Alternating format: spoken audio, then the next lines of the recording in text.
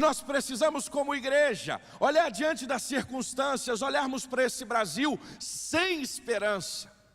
Irmãos, nós temos andado o país.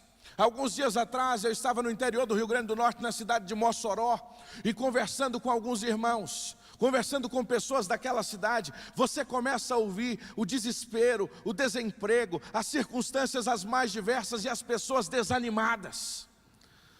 A grande frase de Luther King, talvez para muitos de nós brasileiros já não é mais uma realidade: eu tenho um sonho. Muitos brasileiros deixaram de sonhar. Muitos brasileiros não sonham mais. E esta é a realidade que está diante de nós. E nós, como igreja de Jesus, precisamos entender que a nossa tarefa, meus irmãos, ela ainda não acabou, ela não finalizou. Nós temos muito a fazer. A palavra que nós mais ouvimos nos últimos dias é crise, nos últimos meses. Eu não digo nem crise moral mais, porque nós vivemos numa nação onde o conceito de moralidade se perdeu. É uma nação amoral, porque perdeu o temor de Deus. Onde a iniquidade reina, é como a parábola do juiz iníquo. Ele não respeitava a Deus e não respeitava ninguém. O homem, quando está na iniquidade, ele não respeita ninguém. E a nossa nação está assim.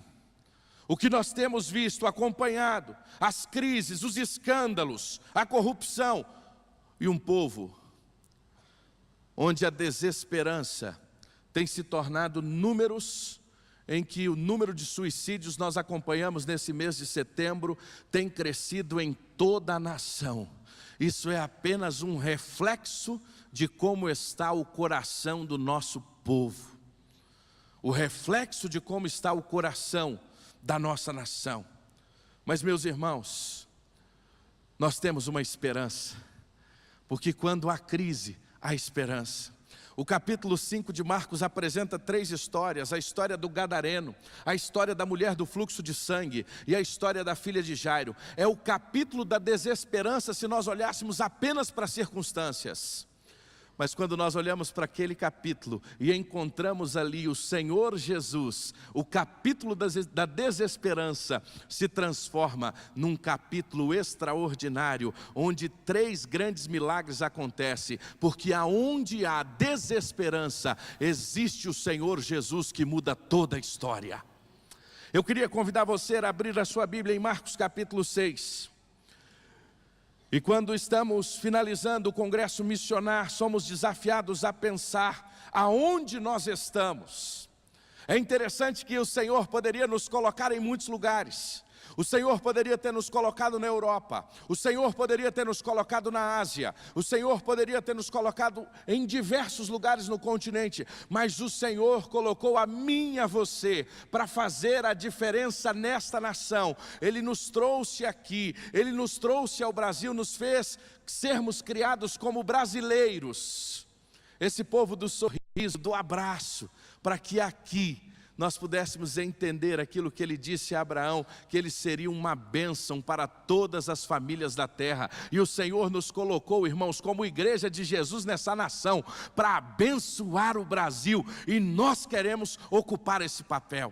Se você está com a sua Bíblia aberta em Marcos capítulo 6, aqui nós temos, irmãos, algumas histórias interessantes, e o contexto aqui é nós olhamos um contrassenso. Literalmente, Jesus ele chega na sua cidade, e ele ali quer realizar alguns milagres, mas nós notamos que a falta de fé, a ausência de fé, foi um limitador para a ação de Deus ali na sua cidade. E é interessante que o capítulo 5, nós temos aquela mulher do fluxo de sangue que exerceu tanta fé. Nós temos Jairo, que exerce tanta fé. Mas é interessante que o capítulo 6 começa falando de uma cidade que não tinha fé. E a ausência de fé impede, é limitador para a ação de Deus. Mas o capítulo, ele começa falando sobre isso, mas ele nos apresenta um momento histórico na vida de Jesus, que é o envio dos seus discípulos.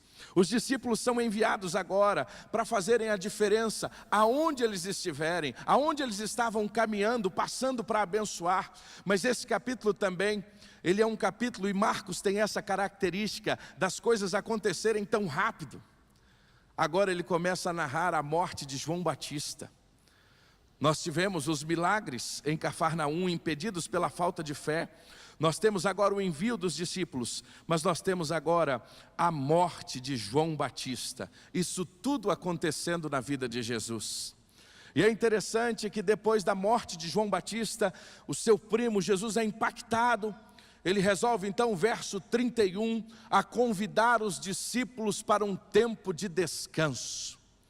Então ele convida os seus discípulos para acompanhá-lo a um lugar deserto e descansar um pouco, porque estas idas e vindas, junto com o povo, tanto desafio, o ministério crescendo, Jesus sendo conhecido, as multidões ao redor.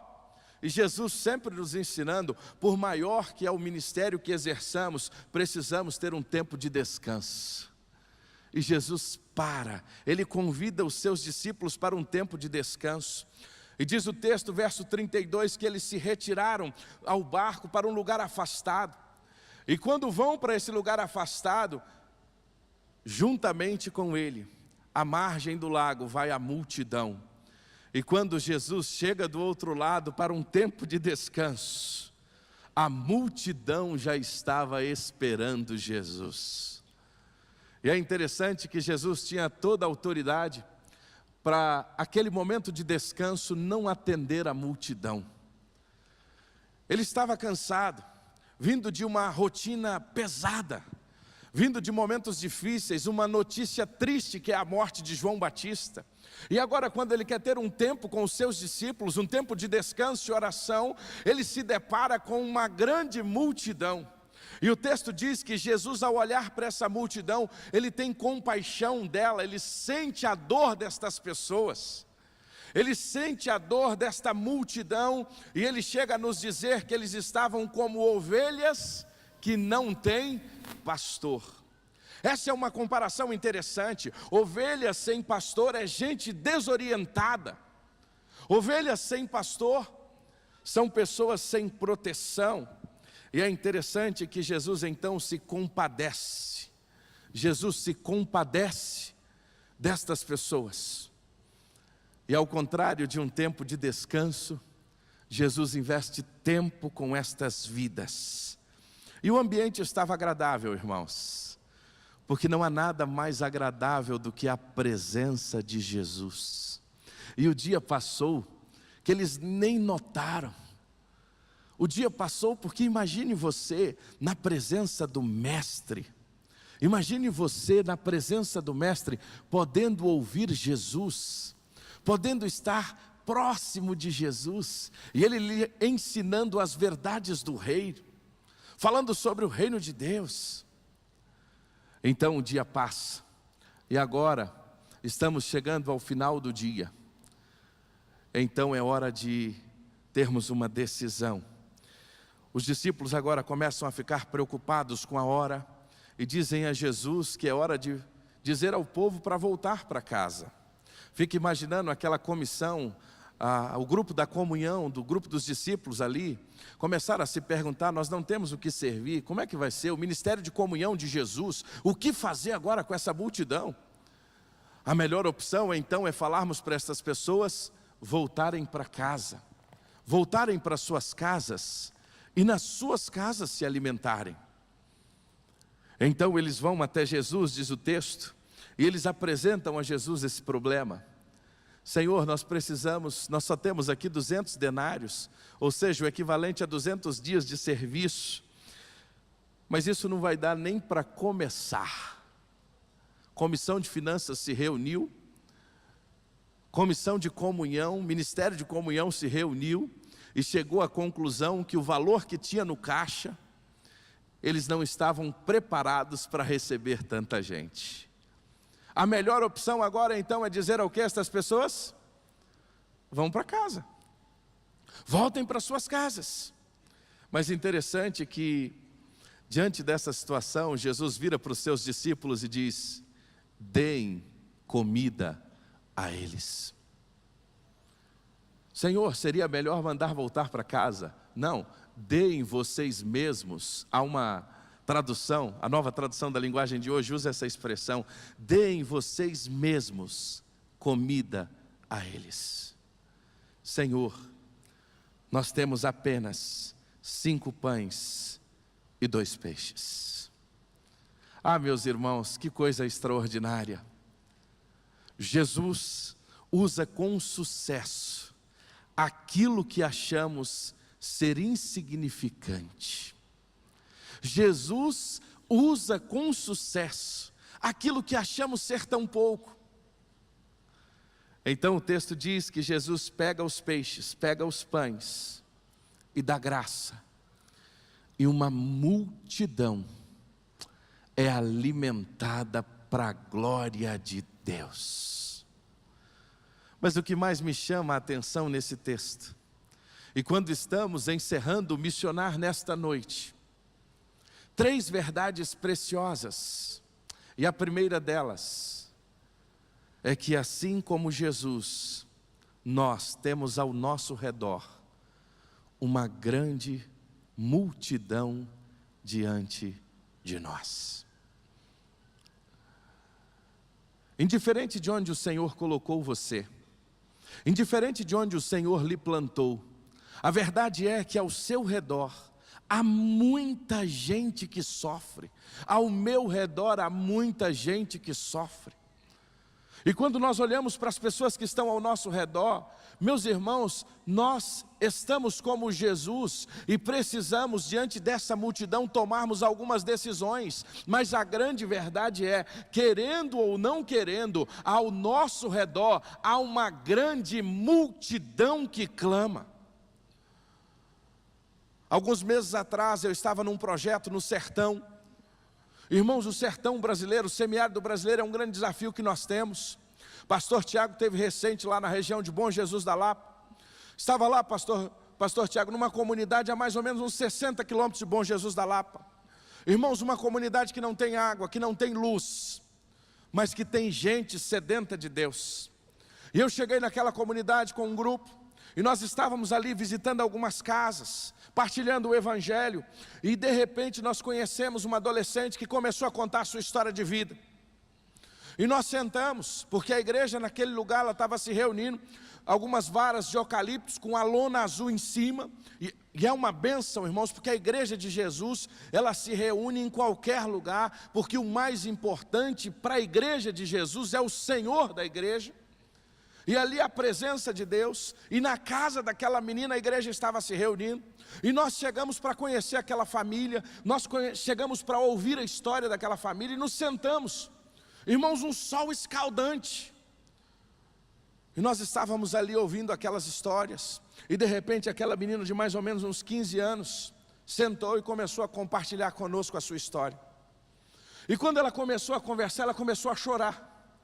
E vários pastores, missionários que estavam ali começaram a não entender, porque ela chegou, começou a partilhar, e de repente ela conseguiu falar. E ela começou a contar a história que o seu pai era um alcoólatra. O seu pai estava bebendo muito. E ela estava sofrendo muito, porque o seu pai naquela comunidade se tornou um homem desacreditado. E quando o pai dela passava, as pessoas zombavam dele. A família estava passando fome. Os animais já não tinham o que comer devido à seca. E a ausência de trabalho daquele pai, enveredado na bebida, estava fazendo aquela família inteira sofrer. Irmãos, aquela menina, com pouco mais de 13 anos, ela chorava copiosamente. Mas o seu choro não era um choro de tristeza. E nós começamos a entender que o seu choro era um choro de alegria, porque ela começou a nos dizer que o seu pai conheceu o Evangelho. Ali chegaram os missionários e começaram a partilhar o Evangelho com o seu pai. O seu pai teve um encontro pessoal com Jesus. Agora ele estava trabalhando. Ele não era mais conhecido como um alcoólatra. E a sua família estava sendo respeitada. Aquela menina não tinha mais vergonha de ir à escola. E ela sabia que tudo isso era fruto do poder transformador do Evangelho de Jesus. Agora a história daquela menina, ela se repete. Ela não está apenas no sertão. ela não está apenas naquela comunidade. A história daquela menina está atrás, muitas vezes, de condomínios de luxo, casas extraordinárias, apartamentos, nas cidades grandes e pequenas, gente sofrida, uma multidão ao nosso redor. Os irmãos vivenciam aqui na igreja as células, e quando a gente sai para a cidade com os pequenos grupos, quando a gente vive a cidade com os pequenos grupos, a gente começa a se deparar, todo dia no pequeno grupo chega alguém quebrado. Todo dia no pequeno grupo chega alguém arrebentado. É uma família que está sendo destruída pelas drogas, é um casamento que está sendo destruído, muitas vezes pela pornografia, pela infidelidade. É isso que nós estamos nos deparando, irmãos, com uma multidão de gente sofrida. É na empresa, é na universidade, é no restaurante. Basta você começar a se relacionar com as pessoas e fazer a pergunta que nós não fazemos mais nesse tempo: como você está? Quando você pergunta para alguém como você está, esteja disposto a ouvir, porque você vai começar a descobrir uma história de dor. É uma família enfrentando a enfermidade, é uma família enfrentando a dureza da solidão. A verdade é que esse texto nos chama a atenção, que assim como nós, assim como Jesus, nós temos uma multidão ao nosso redor. Talvez como igreja o nosso maior desejo seria parar e descansar. Nós vamos chegando num determinado momento que a gente gostaria de parar. Nós trabalhamos tanto, nós fizemos tanto, talvez seja a hora de dar uma aquietada. Vamos nos aquietar um pouco, vamos descansar. Mas quando nós descemos do barco, nós nos deparamos com gente sofrida. A segunda lição que nós aprendemos nesse texto, irmãos, que além de muita gente ao nosso redor, Jesus não dispensa a multidão, Ele não manda a multidão embora. É interessante isso. Para os discípulos a decisão mais fácil seria mandar a multidão embora. Mas Jesus nos ensina que nós, como sua igreja, não podemos dispensar a multidão. Nós não podemos mandar a multidão embora. A decisão mais fácil pode não ser a melhor.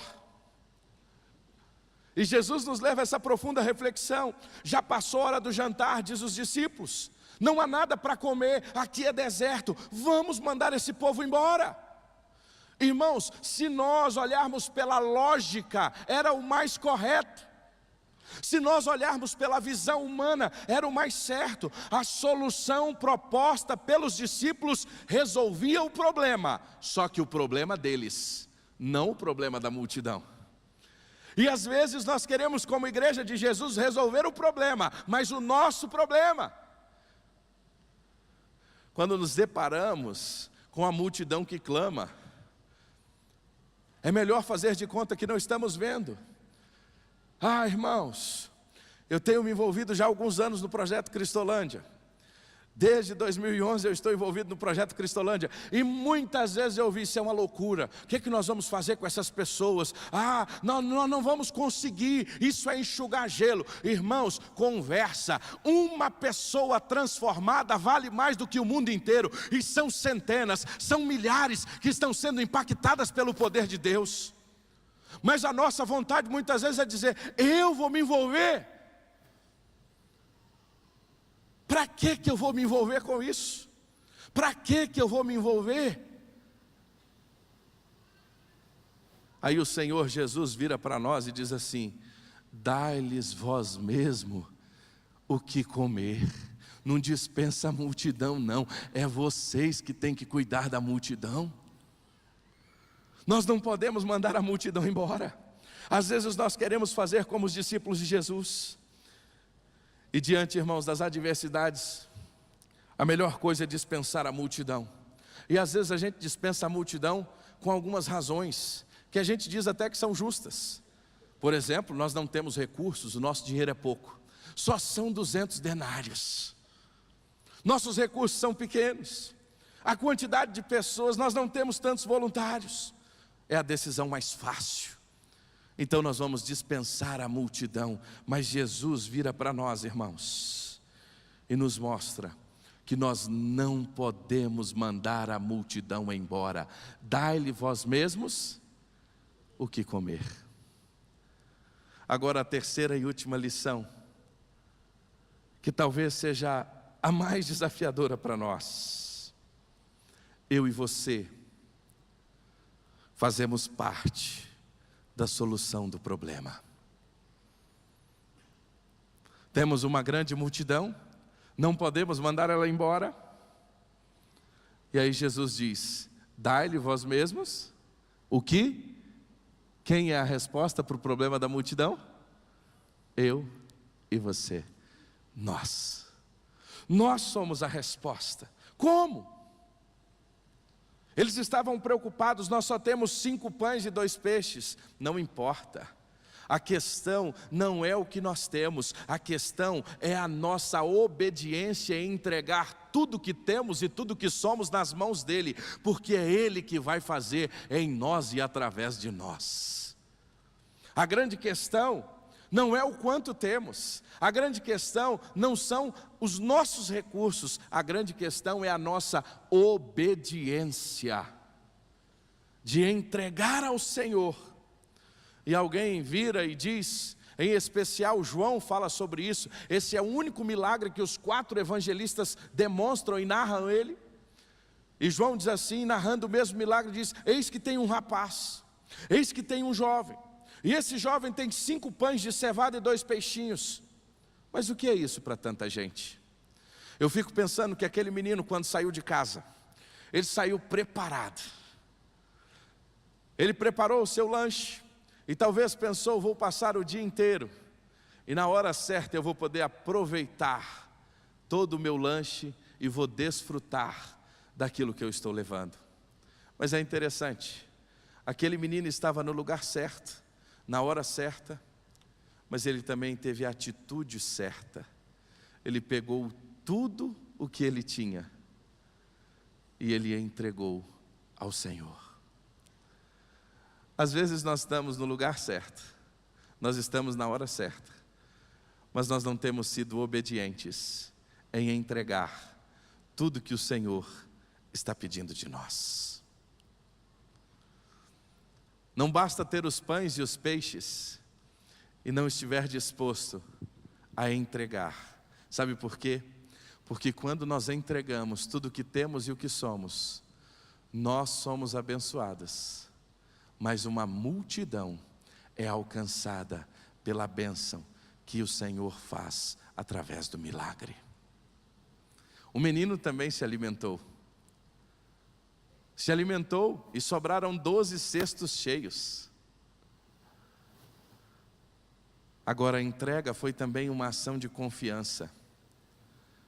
Ele entregou sem duvidar que Deus ia suprir, que o Senhor ia suprir todas as suas necessidades.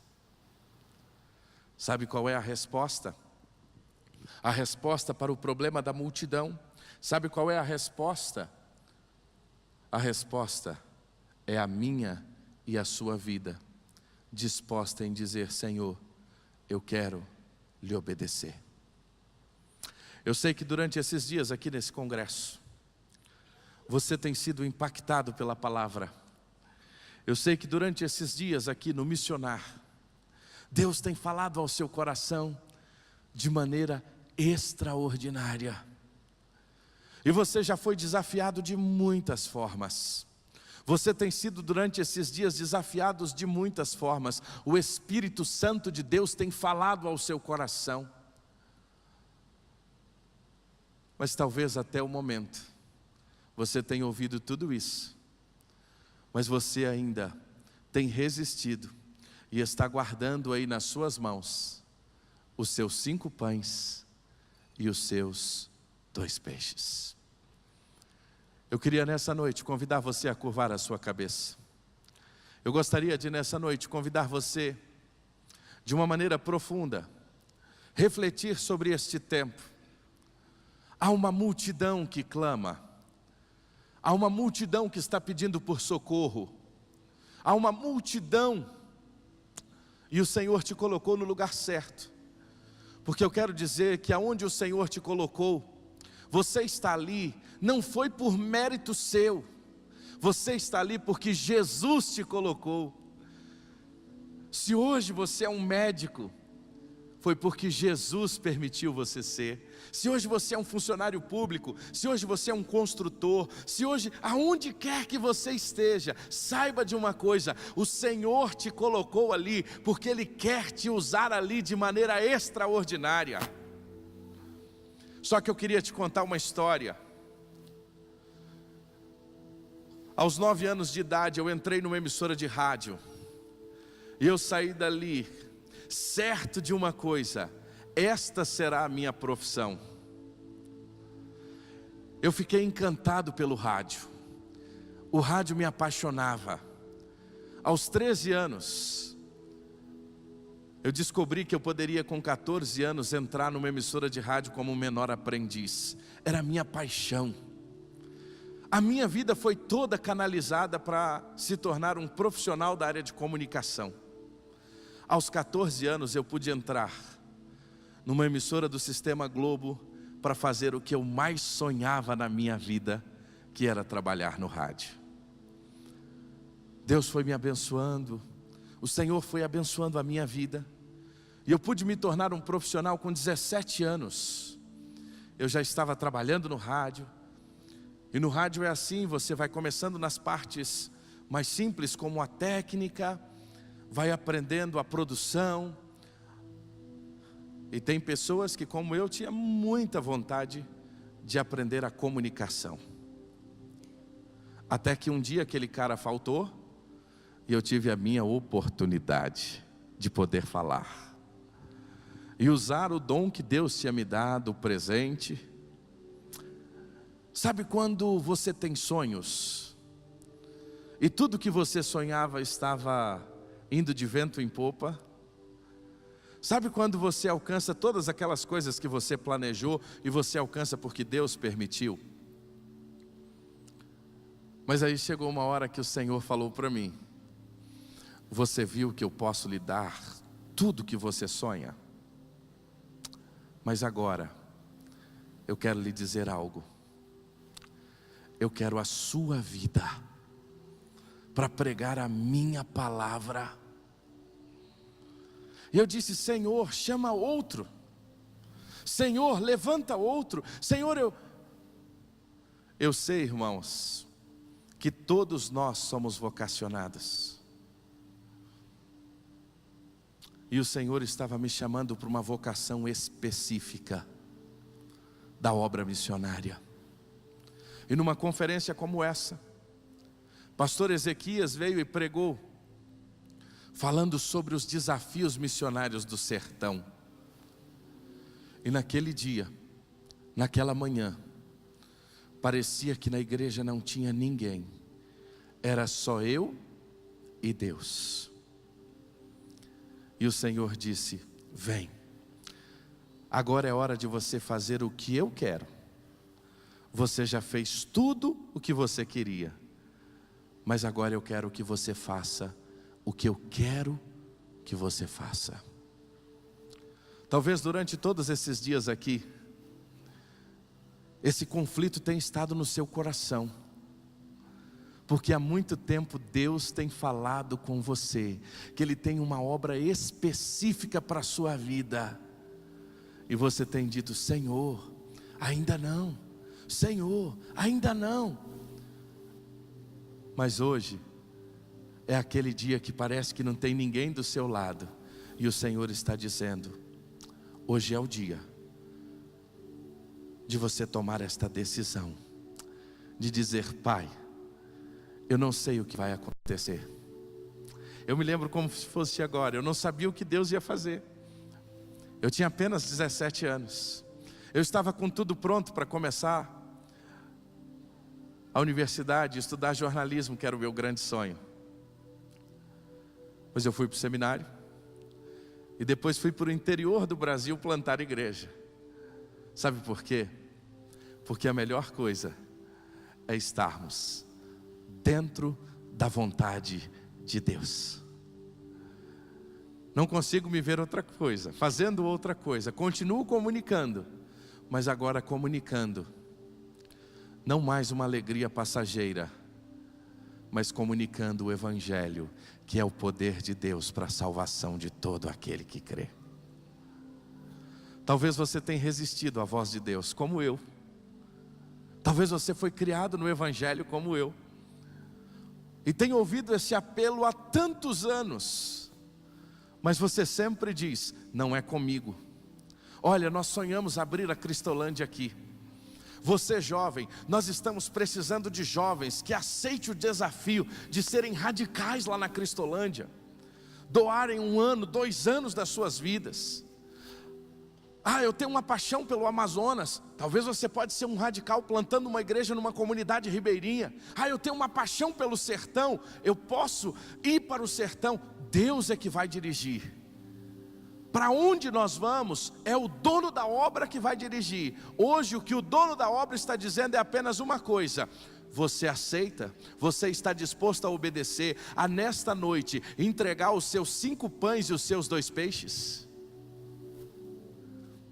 Hoje o Senhor está pedindo os seus 5 pães e os seus 2 peixes. E eu queria desafiar você, convidar a igreja para que se coloque de pé, mas eu queria convidar você que aceita o desafio de entregar os seus 5 pães e os seus 2 peixes, a sair do seu lugar e a vir aqui à frente, numa atitude corajosa, a se lançar e a dizer: eu não sei o que vai acontecer, eu não sei o que será, eu não sei o que futuro vai acontecer, mas hoje eu estou dizendo: Senhor, eu não vou mais resistir à chamada, eu não vou mais resistir à tua voz.